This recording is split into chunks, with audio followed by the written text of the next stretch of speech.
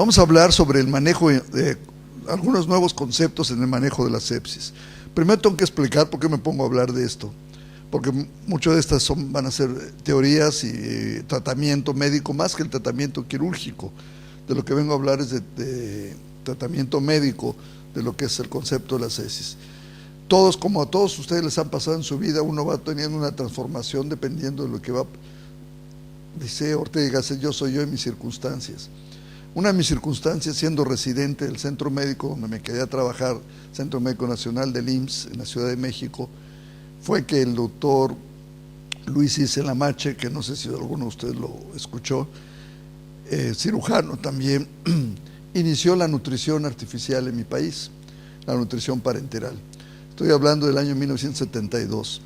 Yo era un residente de cirugía, me pegué a él, empezamos a hacer trabajos de investigación clínica y al 74 me dieron la base, y entonces me he dedicado por muchos años al manejo del enfermo grave. Y por eso es que voy a hablar de todo esto, porque esta era mi preocupación diaria.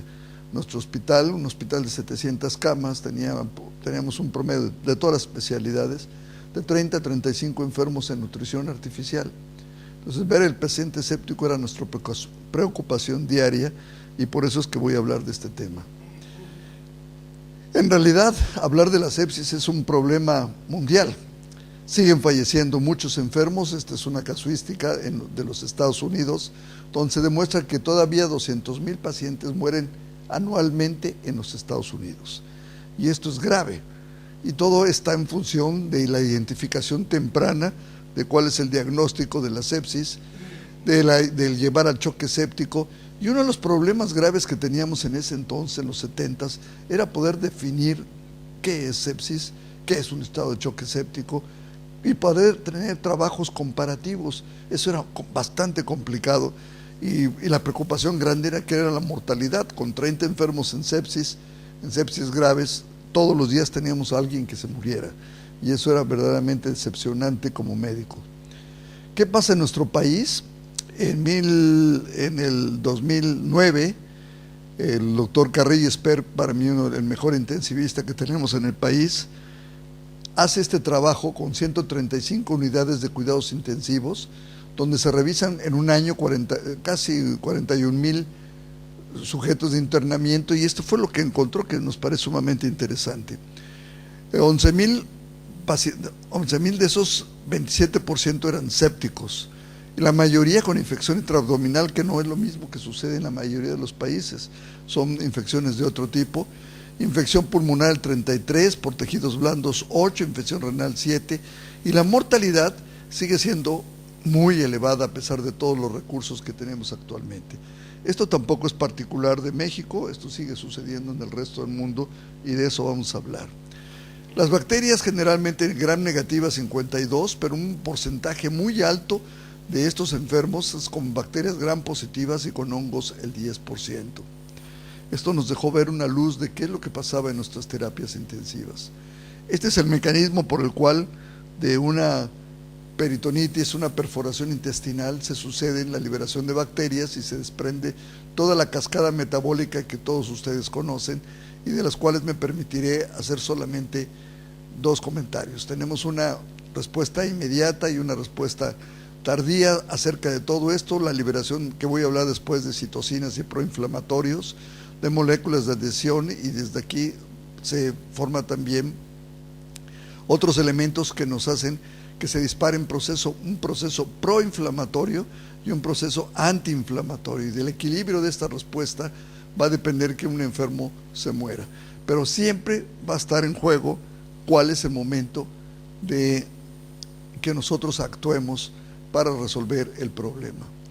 Otro concepto que fuimos aprendiendo a través de estos años, como ustedes están viendo, pues es una experiencia, es una vivencia más que experiencia de 40 y tantos años con el enfermo séptico que hemos tenido, es que sigue siendo la mortalidad elevada en cualquiera que sean los trabajos como este de Angus, del Critical Care del 2001, pero fuimos aprendiendo algo que no entendíamos por qué algunos casos que veíamos muy graves sobrevivían y otros que no estaban tan graves se morían rápidamente, y fuimos aprendiendo que existen otros factores que nos van a ayudar a que un paciente salga adelante.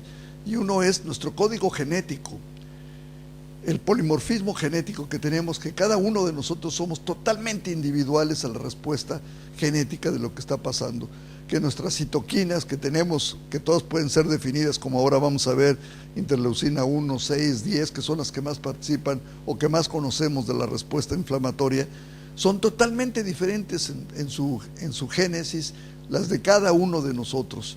Y eso es lo que nos hace que los trabajos sean difícilmente comparativos para poder establecer, y la mortalidad siga siendo tan alta como se expresa en este trabajo.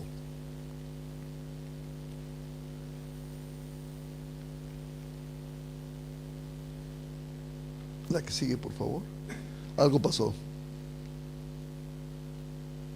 Se amorcilló. Yo estoy amorcillado porque llegué anoche a la 1 de la mañana, pero el aparato no debe amorcillarse. Bueno, todos nuestros sistemas de defensas son extraordinarios porque se van identificando todos esos patrones moleculares que vimos ahí, que son los derivados de las enterotoxinas, las proteasas, y que reciben el nombre de PAMs. Esas moléculas que se han ido identificando, que en inglés se llaman PAMs, que es el patrón de moléculas, tienen elementos, son identificados por elementos en la respuesta inmediata, que son los receptores TOL, que están aquí mencionados en este caso, que son los que van a empezar a atacarlos y a liberar los macrófagos y a liberar las primeras citoquinas, entre ellas el factor de necrosis tumoral. Esto traduce una señal intracelular para sus sistemas de defensa, viene la liberación de esas citocinas, y esto es lo que trata de mantener un equilibrio para que un enfermo no se nos muera. Se dispara el sistema de inflamación, los proinflamatorios, y se disparan, como vamos a ver después, también los sistemas de antiinflamación, como es la interleucina 10, que es la más importante en este proceso. Esto resulta bastante interesante. Yo voy a poner una analogía en mi caso, yo tengo una enfermedad de Crohn, y resulta que me inyecto cada 15 días un medicamento para que inhiba mi factor de necrosis tumoral y no ataque a mi organismo. Sin embargo, me pone totalmente susceptible de encontrar alguna bacteria que me pueda llevar a otro lado, pero eso lo necesito para parar la fiesta que tengo adentro. Entonces, este proceso de proinflamatorios y antiinflamatorios son los que mantienen el equilibrio y lo que hacen que nuestros enfermos se mueran. Hay una vasodilatación, hay permeabilidad, hay edema, se deforman los glóbulos rojos, y si el proceso de antiinflamación no nos gana, como veremos ahora, no nos ayuda, el paciente se pone grave rápidamente. Vamos a verlo en estas gráficas, en esta teoría. Esta es la respuesta hiperinflamatoria.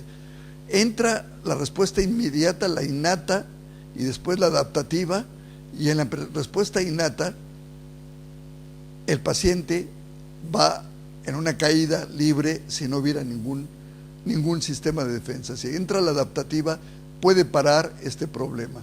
Pero puede llegar un momento en que esto tenga la caída directa, grave, y el paciente se muere.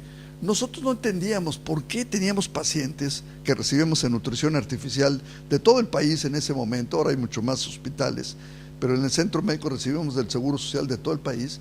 ¿Por qué podíamos tener enfermos que 40, 50 días aparentemente los teníamos bien y de pronto se nos morían? ¿Por qué se morían?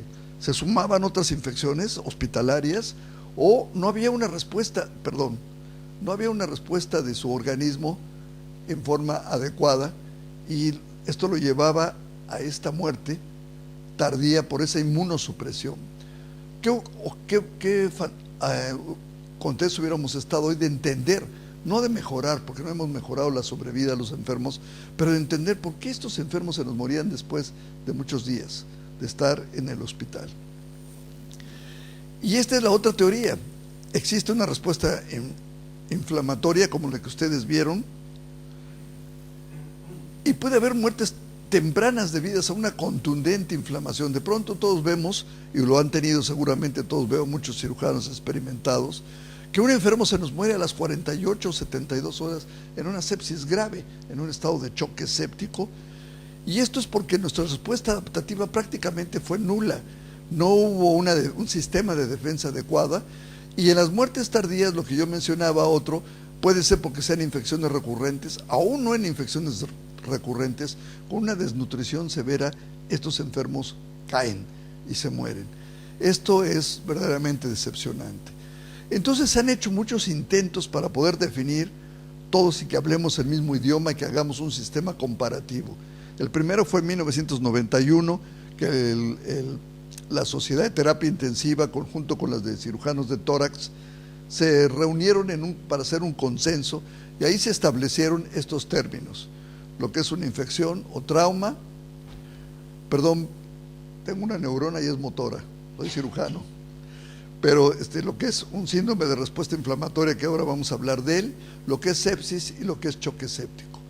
En el 2012 hubo una nueva reunión, ahora sí, de todas las sociedades de terapia intensiva americanas junto con las europeas, y acaba de pasar el año pasado, en el 16, la tercera reunión, que por eso se llama aquí The International Consensus Definitions de choque séptico, sepsis 3, y esta es la del 2016, y es de la que vamos a hablar también un poco acerca de ella. Este es el principal problema. Los enfermos que tú tienes con pancreatitis séptica o con un absceso pancreático son los mismos que yo tengo, para poder decir que el trabajo que estamos haciendo son comparativos, se pueden replicar los procedimientos que hacemos. Ese es el gran problema en este tipo de patologías.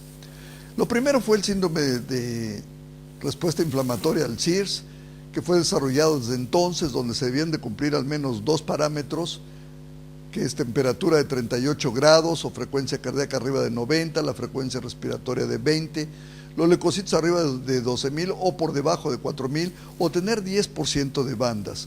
Esto desde 1991 se establece. En el 2012 se vuelve a fortalecer y se acepta, pero esto cambió en el 2016. Uno de los puntos fundamentales que se sucedían es que dentro de este SIRS se decía que era un paciente séptico cuando había una infección, como puede ser por bacterias, hongos, parásitos o virus.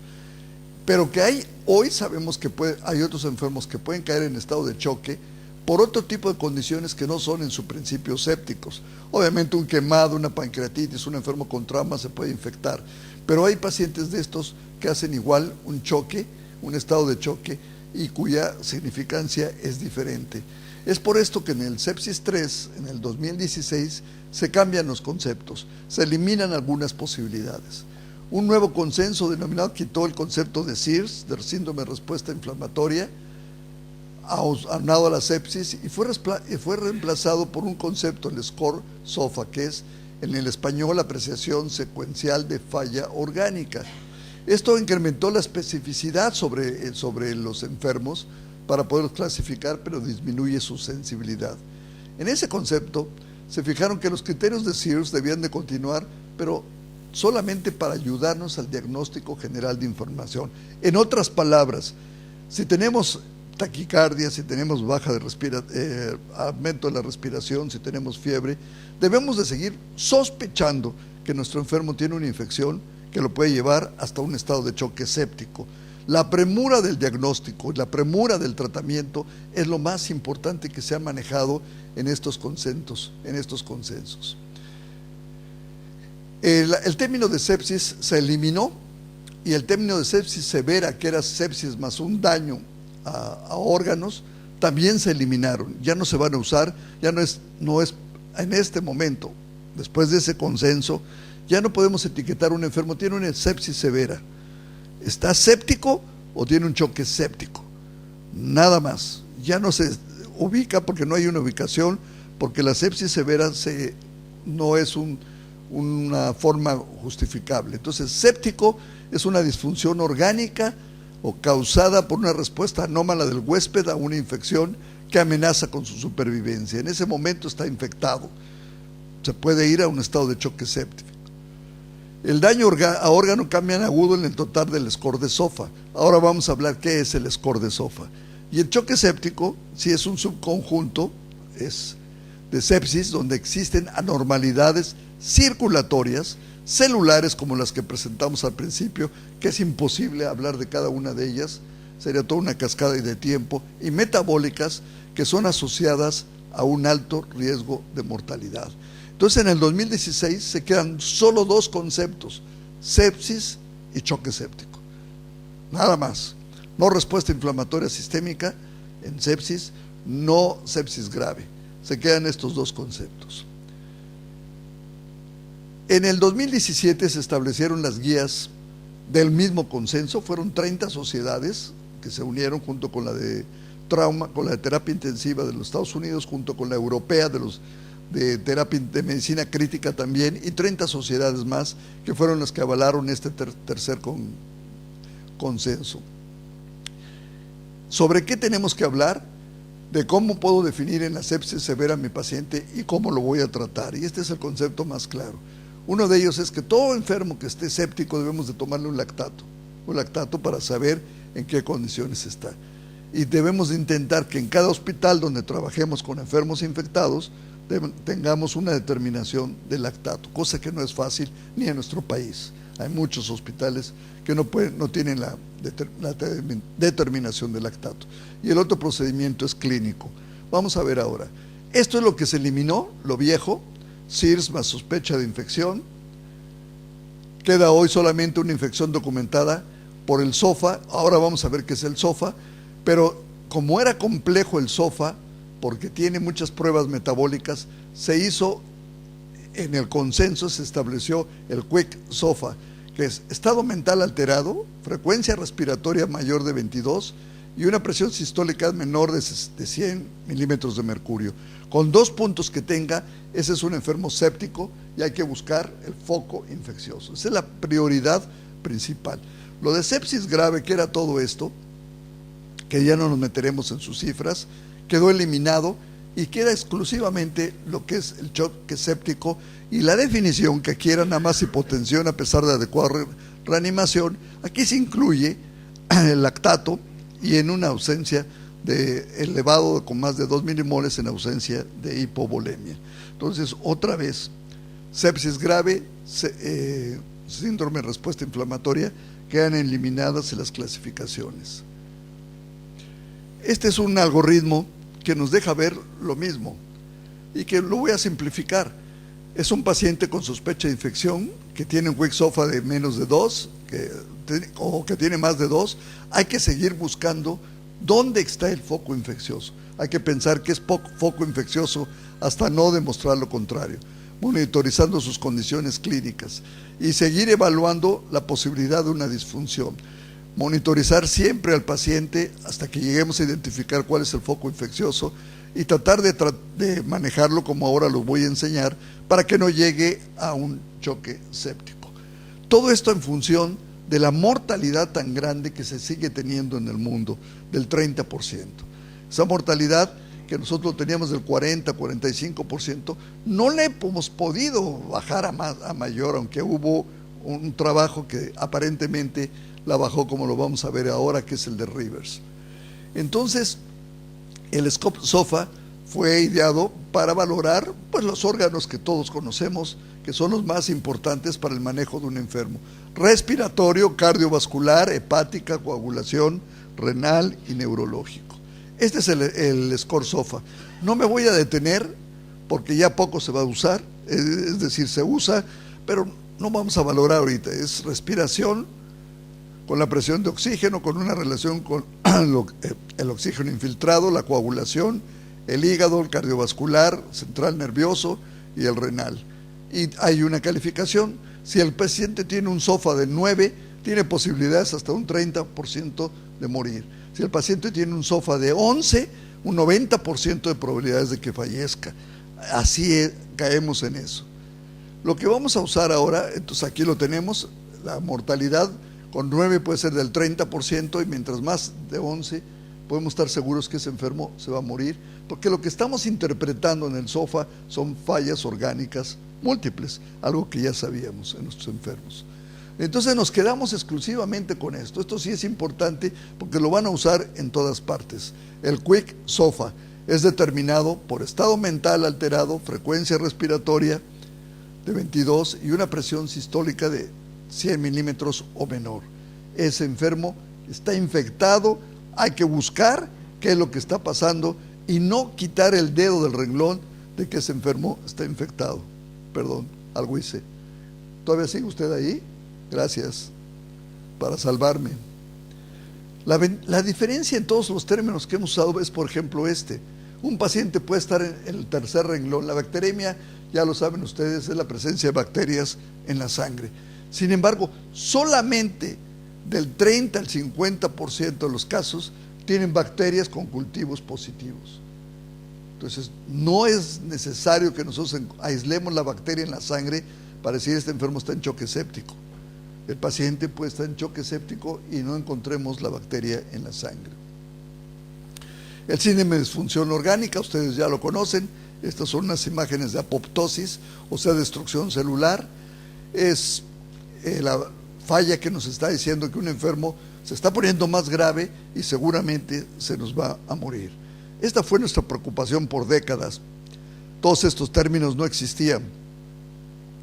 Y lo que estamos viendo acá es cómo cada órgano que puede fallar aumenta el riesgo, como todos ustedes saben, y la mortalidad se va en forma galopante ascendiendo dependiendo de cuánta disfunción orgánica tenemos. Ejemplos como estos, como los que recibíamos allá en el centro médico. Esto lo recibí en otro hospital: múltiples fístulas, el enfermo ictérico, séptico, y hay que calificarlo para saber si sobrevive. Afortunadamente este enfermo pudimos cerrar toda esta cascada. Tenía 1 año de enfermo, 1 año de perforado por una bala que entró por su ventana, una bala perdida, y lo llevó a toda esta catástrofe abdominal. Para cómo tratar estos enfermos, desde el 2002 se establecieron algunas evaluaciones para poder decir, ¿es fuerte o débil? La respuesta a lo que estamos diciendo. La calidad es A, B, C o D, o ya se maneja alta, moderada, baja o muy baja. Y la recomendación más fuerte, aquí no hay clasificación y lo único que decimos hoy, ¿es fuerte la recomendación o no es fuerte la recomendación de cómo manejar a mi paciente? Un bundle, como ustedes saben, es un grupo de intervenciones recomendadas para definir, para tratar una enfermedad. Es un conjunto de decisiones que vamos a tomar para que nuestro enfermo salga adelante. Ya hemos visto que en todo existe una sistematización, las competencias para poder realizar tal o cual cosa y cómo poderlo resolver. Desde el 2002, se establecieron ciertas medidas que se debían de hacer en las primeras 6 horas que yo recibo a mi paciente. Y son estas. Primero, buscar el diagnóstico. Hoy con el Quick SOFA lo puedo decir: está infectado o no está infectado, tiene disfunción orgánica o no tiene disfunción orgánica. Determinación del lactato, que es indispensable para saber cómo está mi paciente. Hemocultivos inmediatamente en cuanto llega el enfermo. Iniciar en menos de 1 hora una terapia antimicrobiana intravenosa. El control del disparador, que es lo más importante para nosotros como cirujanos, y la reanimación inicial con líquidos y vasoactivos. Hay algoritmos, pero el control disparador es lo más importante. Y el control disparador va a ser una vez que haya estabilizado a mi paciente. Y eso, como cirujanos, lo tenemos que hacer. No se puede perder el tiempo con el enfermo séptico, porque en eso está la función, y eso es lo que establecen las guías clínicas del 2017. ¿Qué metas tenemos? Una presión venosa central entre 8 y 12, que como todos ustedes ya sabían, una presión arterial media de 65, que el enfermo esté orinando 5 mililitros por kilo por hora, una saturación de sangre venosa mezclada, e iniciar con oxígeno suplementario inmediatamente para mantener nuestra saturación de oxígeno por arriba de 93. Son puntos fundamentales y tienen mucha noción. Si me dediqué a la nutrición artificial, ¿qué es lo que queremos mantener? Nuestras células vivas, bien hidratadas, y que nuestros órganos vitales estén funcionando bien, riñón, corazón, pulmón, estén funcionando bien para darle una oportunidad a nuestro enfermo de defenderse. El lactato sérico, como decía, debe ser incluido en todo protocolo de reanimación temprana dirigida. Esto desde hace años se ha establecido, y ahora con este nuevo consenso se mencionó que era fundamental para la reanimación. No voy a hablar ya de estas particularidades de este trabajo, que nos enseña cómo la depuración del lactato es fundamental para esto, pero sí voy a hablarles de otro elemento que es fundamental y que todos los pacientes inflamados, con taquicardia, con fiebre, debe de hacerse la prueba, y es la procalcitonina. Existen actualmente más de 178 marcadores de sepsis, más de 178 marcadores. Sin embargo, uno de los más útiles para decir este enfermo está séptico o no es la procalcitonina. Y nosotros a todos nuestros pacientes en el hospital que llega con un proceso que puede ser infeccioso, le hacemos procalcitonina. Nos da un diagnóstico de sepsis de origen bacteriano, nos ayuda para dar el tratamiento y sobre todo nos permite valorar cómo está respondiendo nuestro enfermo. Esta correlación nos dice si el enfermo se sigue elevando la procalcitonina a pesar de lo que estamos haciendo, el enfermo está grave y se va a morir. Si la procalcitonina por lo contrario baja, el enfermo le va a ir mejor. ¿Qué nos está avisando de esto? De las liberaciones de las citoquinas, de la permanencia del endotelio de nuestro paciente y sobre todo del óxido nitroso, que es otro de los sistemas de defensa de nuestro propio cuerpo y de su sintetasa inducible. Ahí hay un error. Los cultivos siempre es una recomendación fuerte, se deben de hacer en cualquier enfermo que llegue a cualquier unidad. Lo primero que tenemos que hacer es tomarle hemocultivo y cultivos de lugares donde sospechemos que puede haber un proceso infeccioso. Es una recomendación fuerte. Al igual que la terapia antimicrobiana intravenosa, voy a hablar ahora de antibióticos, debe ser iniciada en la primera hora después de hecho el diagnóstico de la sepsis. Y deben tomarse y debe valorarse el antibiótico dependiendo del área que consideremos que está comprometida. Este es un punto importante donde mucho se ha discutido qué es lo que tenemos que hacer. Es un algoritmo que nos habla, y no me voy a meter mucho, nada más para decirles que nos habla, ponerles oxígeno, su catéter venoso central. Ya se ha discutido hoy si la línea arterial es necesaria, ya no es necesaria la línea arterial. Sedar o relajar a nuestro enfermo que viene inquieto porque está séptico, cristales y coloides, y empezar a buscar una presión adecuada de 8 a 12 milímetros. Si esa presión y la presión arterial no se recuperan, usar agentes vasoactivos. Ya no vamos a hablar de cuáles, agentes vasoactivos. Si la saturación de oxígeno no es la misma adecuada, se usan agentes inotrópicos hasta que alcancemos a estabilizar a nuestro enfermo. Si al enfermo no lo podemos estabilizar, el enfermo tiene un choque séptico y se va a morir. Si nosotros no corregimos el problema, va a ser falla orgánica y se va a morir. Es así lo importante de esto. Cristaloides o coloides, algo que hemos discutido mucho a través de los años, y uno debe y puede manejar solamente con cristaloides. Hay muchos trabajos comparativos. Es una recomendación fuerte hacerlo. Vasopresores, si yo no recupero la presión, generalmente el promedio son 3 litros para un enfermo séptico, 2.8, 3.5 es lo que tienen la mayoría de los trabajos. Hay que usar vasopresores inmediatamente para recuperar la presión de mi paciente. Eso es fundamental. El control de la glucosa, en el 2002 se decía que todo enfermo debía tener un control de glucosa, todo paciente, y estar aplicando insulina endovenosa. Se vio que había muchas hipoglicemias y que se morían enfermos por hipoglicemia, por la respuesta que tenían. Hoy, en el consenso del 2017, solamente cuando se encuentren 2 tomas consecutivas arriba de 180, entonces sí debemos administrar en forma rigurosa un control de insulina, de infusión de insulina. En los principios, en los 70, nosotros hacíamos hiperglucemias severas en nuestros enfermos por el tipo de nutrición que usamos, y esto es una medida que desde entonces usamos y que ahora se ha venido a establecer. Los testigos de Jehová nos enseñaron muchas cosas. Nos enseñaron que podíamos mantener a enfermos con hemoglobinas bajas y que no era necesario transfundir. Algunos otros se nos murieron porque no nos dejaron transfundirlos. Sin embargo, lo que fuimos aprendiendo es que transfundir, poner sangre, es una respuesta, disparar los procesos proinflamatorios y hacer más susceptibles a que mueran los pacientes. Todos ustedes han leído trabajos de cirugía gástrica, de colon, en donde los enfermos que se les transfunde se infectan más y se mueren más cuando se transfunden. ¿Hasta dónde debemos tener tolerancia? Hasta 7 gramos de hemoglobina, excepto en casos que tengamos una hipoxemia severa, que tengamos una isquemia miocárdica y que no podemos esperar que el corazón se mueva adecuadamente. Si no es así, podemos tener enfermos con 8 gramos de hemoglobina y no vamos a transfundirlo. Esta es una recomendación fuerte, bien sustentada. Tipos de antibióticos. ¿Qué voy a usar? Llega mi paciente, si es vías biliares, uso cefalosporinas. Habitualmente yo uso más carbapenémicos, sustentados algunos trabajos que he leído.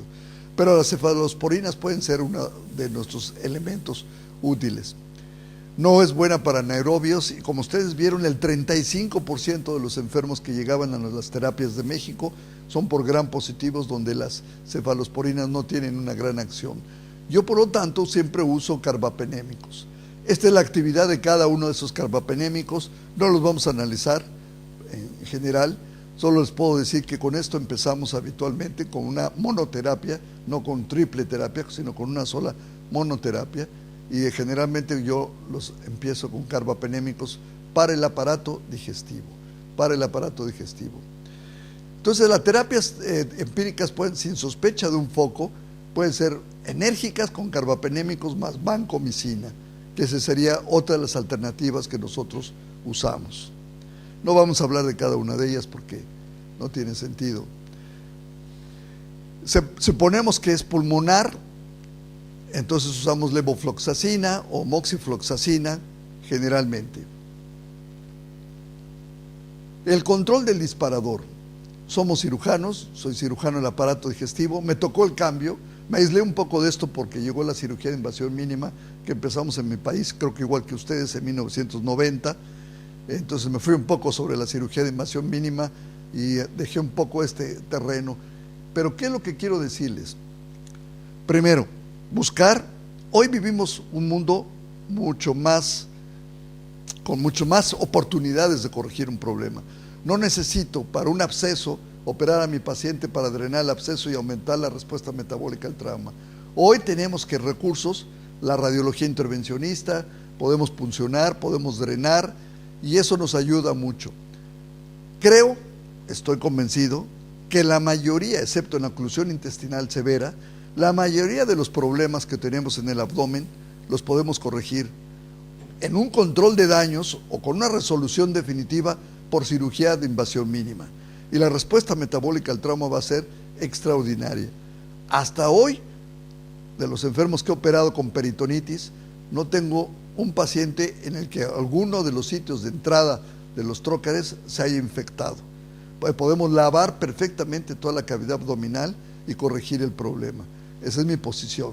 Obviamente para eso se necesita un poco de experiencia en el manejo laparoscópico. No quiero decir que no se deben de abrir los enfermos. Si yo no tengo esa experiencia, hay que abrirlos porque si dejo un absceso, el paciente se puede morir. Sin embargo, ese control del disparador hoy puede ser así. En el año del 2001, Rivers, un intensivista, hizo un trabajo que se volvió clásico porque redujo del 40% al 20% la mortalidad al usar estas metas. Y surgieron varios trabajos, como es el de Prisma, en el cual se juntaron centros de terapia intensiva en Australia, en Inglaterra y de Estados Unidos, para ver si lo que había publicado Rivers en el 2001 era replicable y seguía siendo vigente. En hicieron una comparación de su mortalidad operatoria, mortalidad a 28 días y su mortalidad a 90 días. Y es comparada su sistema, el de Rivers, contra el sistema tradicional. Es decir, llega el enfermo y que el médico decida qué le hace al estilo de cada terapia o de cada unidad. Hay varias discusiones que ellos mismos aceptan en su trabajo. Aparentemente dicen, no hay mejoría, lo de Rivers no es reproducible, 14 años después o 15 años después. Sin embargo, ellos mismos aducen varias cosas. La mayoría de los médicos hemos aprendido manejar las etapas, manejar nuestras metas de 6 horas, ¿no? Cómo controlar nuestro disparador, hacer cultivos, hacer las mismas terapias que el mismo Rivers nos propuso y que lo estableció el Comité de Terapia Intensiva. Eso es lo mismo en que aparentemente acá están todos los trabajos en los que hablan que el sistema de Rivers no es el mejor.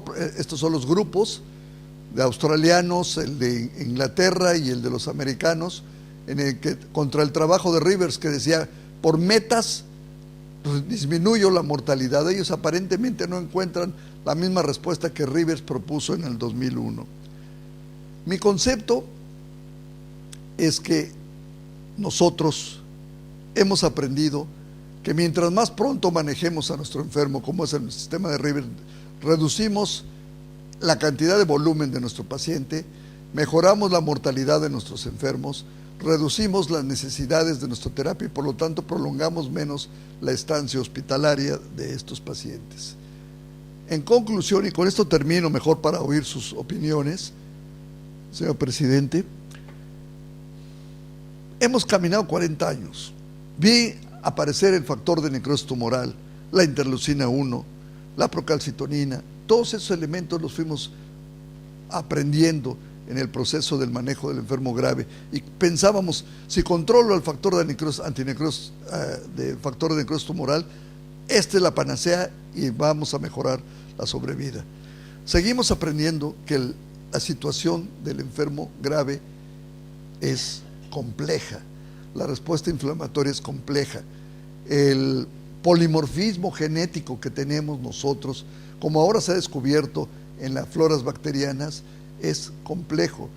El factor de necrosis tumoral de cada uno de nosotros, la interleucina 1, la interleucina 6, la interleucina 10, que son proinflamatorios, la 6 y la 10, son diferentes entre un grupo de seres humanos con otros.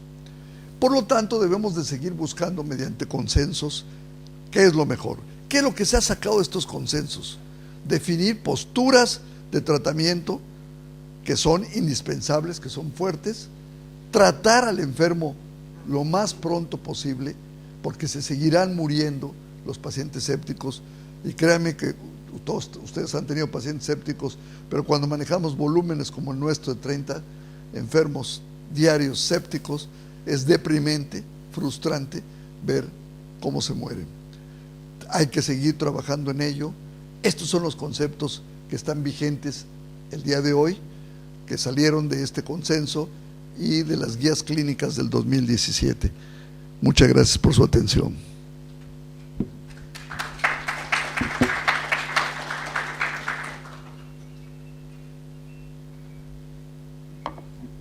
Puede haber generado más confusión. Es confuso el enfermo grave. Muchas gracias, doctor. Queda a consideración entonces la conferencia presentada por el profesor. ¿Algún comentario?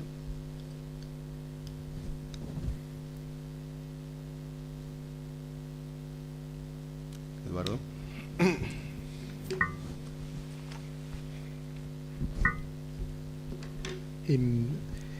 Excelente la puesta a punto del tema. Es decir, uno cuando lee las guías del 2012, yo no las había leído las últimas, ya uno entra a entender como algo así empieza con el tema por metas y la celeridad que uno trata al paciente, es como el paralelismo como el cirujano, el cardiólogo y el cirujano cardíaco tratan el infarto.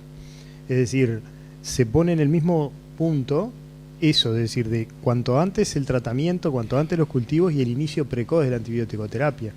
Pero sin lugar a dudas es un tema que uno ve un paciente con una pancreatitis y hay pacientes que en 2 o 3 horas ya los ve que uno va a tener una muy mala evolución y no mejoran a pesar de múltiples esfuerzos. En CTI, en las 48, 72 horas, el paciente empieza a estar realmente grave y fallece a los pocos días sin uno tener ninguna aplicación. Y entonces en el tema de la sepsis, con respecto a los consensos, un poco la pregunta va al tema del se está estudiando más allá de los antibióticos, como que a veces uno dice los antibióticos, y muchos libros ya hablan que los antibióticos llegaron a un tope, más allá de que está dentro de las pautas.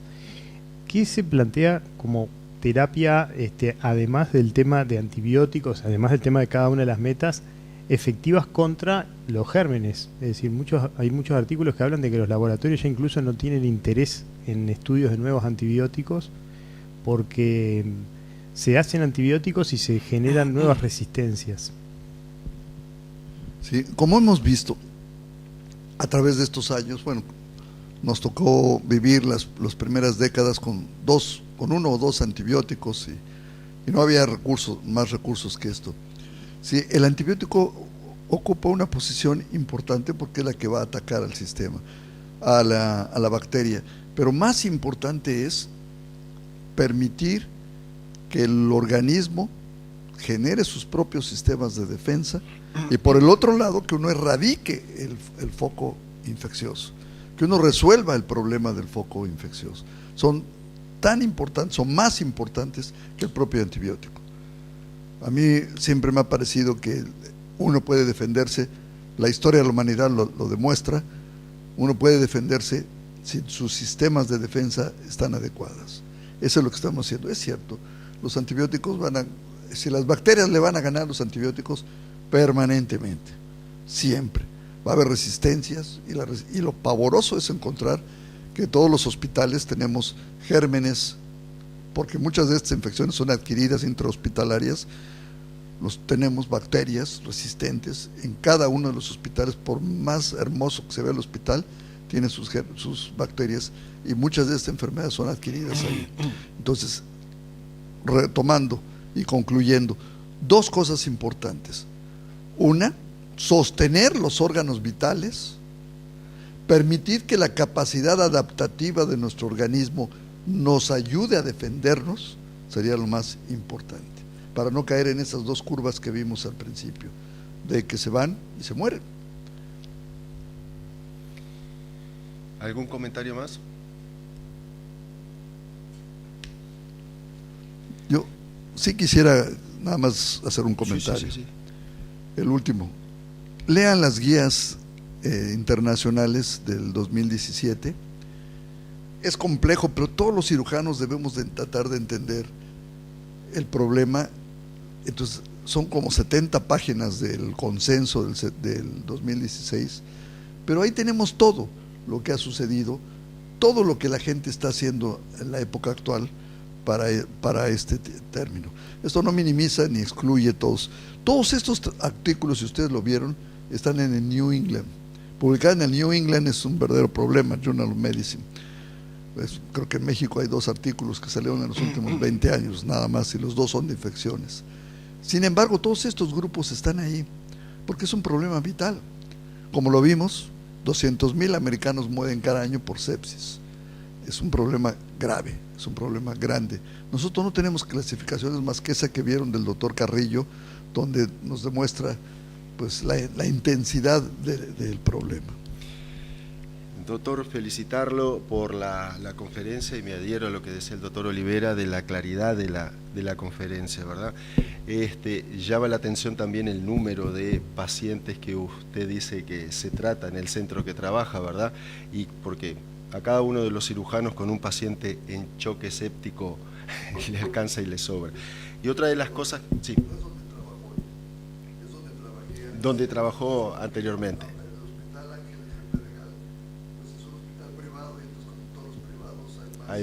Exacto. Y la unión que usted hizo y la referencia que hizo al código genético y a la biología molecular, ¿verdad?, en estas instancias. Agradecer y muchas gracias nuevamente.